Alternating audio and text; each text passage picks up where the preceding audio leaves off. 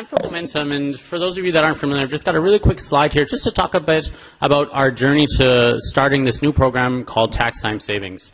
And so we're a nonprofit organization in Calgary working with people on low incomes, and we've had a financial literacy department since 1999. And since then, we've also had match savings programs, or IDA programs, for those of you that are familiar with the term. And since then, we've always been thinking about how can we scale our programming, how can we leverage our stable programming of match savings. In 2007, we started doing a Train the Trainer of financial literacy, and so since then, we've trained 180 organizations in Alberta, BC, and Saskatchewan to do their own financial literacy programming. And then just 3 years ago, we launched our own capacity building program for other organizations in Calgary to do their own match savings programs. And so match savings programs are quite resource intensive. It takes a lot of time from a facilitator's perspective. It also takes a lot of money to provide for the resources of the matching dollars. And so since 2015, there's actually now 12 organizations in Calgary facilitating match savings programs. So we're pretty impressed that Momentum is no longer the only one, and that was kind of our goal. And so then just the beginning of this year, we launched something called Tax Time Savings. So let me just ask people, who filed their taxes in 2018? Probably 99% of us, right? Who of us got a refund? Okay. And out of those, who saved money from their refund? So a portion of us. Okay. So the program that this is really taking that idea of a lot of people will receive a refund at their tax time, and how can they leverage some of that money and put it into a savings account, because we know so many Canadians don't have an emergency savings. This is something that we started thinking about in 2016. We'd heard about it from the CFE fund in New York, which I'll reference in a second here.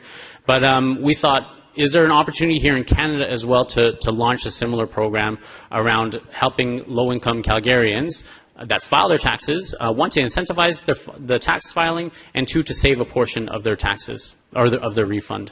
So how does the program work?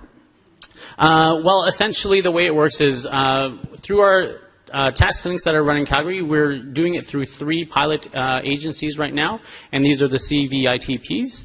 And so you attend the tax clinic. It's free to attend the tax clinic, as you probably know.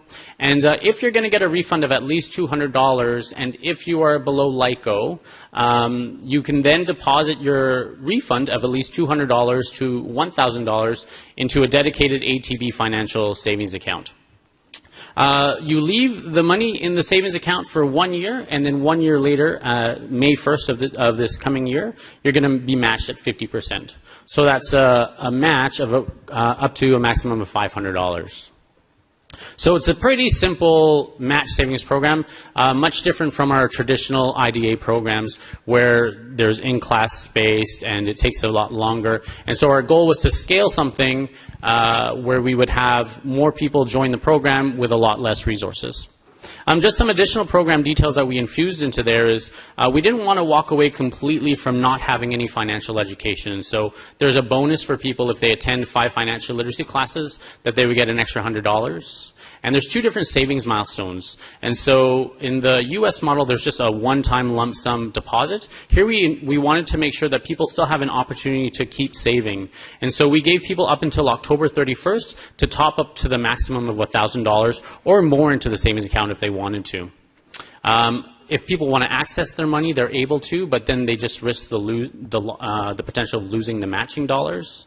And unlike our traditional match savings program, there's no formal asset purchase that people would need to purchase. And so in a traditional match savings program, people would need to use that money towards education or towards a down payment on a home or otherwise. And here the money is just simply given, although throughout the year we're providing a lot of nudging through email, through text messages, through one-on-one instances if they're coming in one-on-one to talk about what could they potentially do with that $1,500 potentially at the end of the year so that they would use it wisely.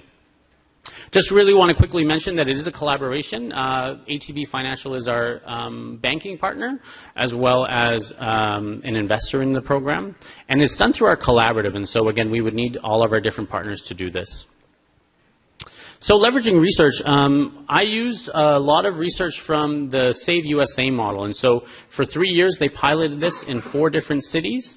And then with some of these questions here. So the same kind of question of, can tax filers with low incomes be encouraged to save as a first step towards longer-term financial stability? And they basically said yes. About 70% of people that went through the program actually succeeded in the program, and in the control group, 30% saved more than the other. And as well, they provided this playbook, and I called them and I said, you know, I've been reading through all the research and I think it's so great, but we want to start, and so how do I do this? And said, here's a playbook, and it's a step-by-step guide that actually walked us through the whole entire process of how to start the program, which is amazing. And so I just really want to quickly mention that we use these 4 guiding principles that are listed in the playbook to help us design the program as well. And so I'm not going to read them, but it was really great for us to say, as we're negotiating with the financial institution, as we're negotiating with the other partners in the whole entire program, keeping in mind that all of these things are to keep the program integral to what it's meant to be, and it's meant to be for low-income Calgarians. And so we didn't want to have, you know, banking products installed in there that weren't going to be beneficial, et cetera. Another one that I want to mention is the refund to savings research that's happening in the United States. And they've been doing a lot of work on this for the last few years, and essentially had the same kind of question: do low to moderate income households deposit their tax refund into savings vehicles? And again, yes, and they were able to see that people would save them for at least 6 months in this program. And then they also had this idea of behavioral economics. And so is there any kind of behavioral economics that can be infused into the program to help people save?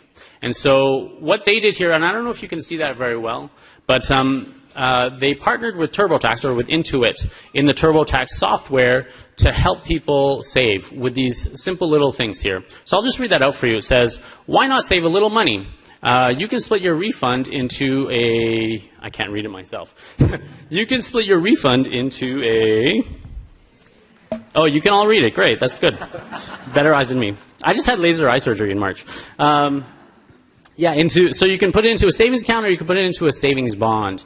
And then it gives you a percentage of how much you can actually save. They suggest saving 25% of your tax refund. And so then you can actually then put in your direct deposit details.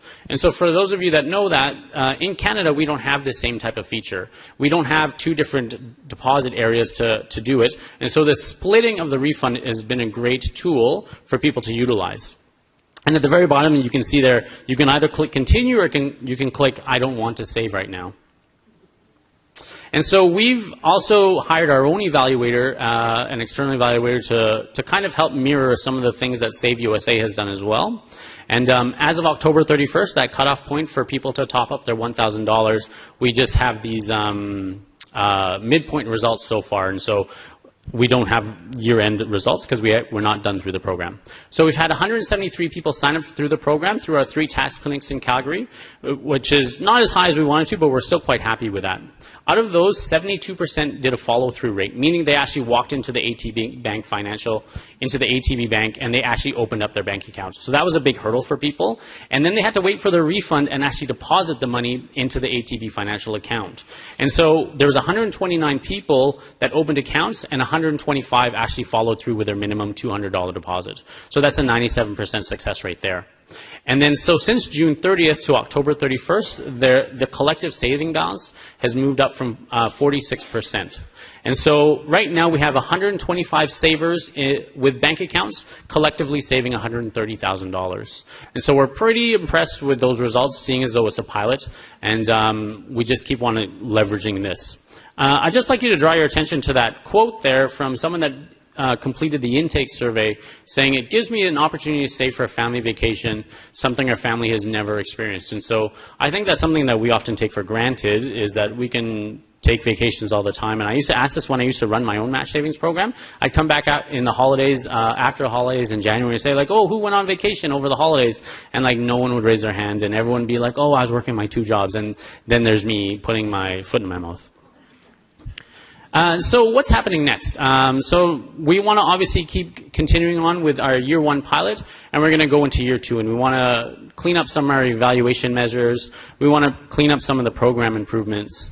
But then lastly, we also want to explore some policy options, and I know FCAC has been working on some of these things as well.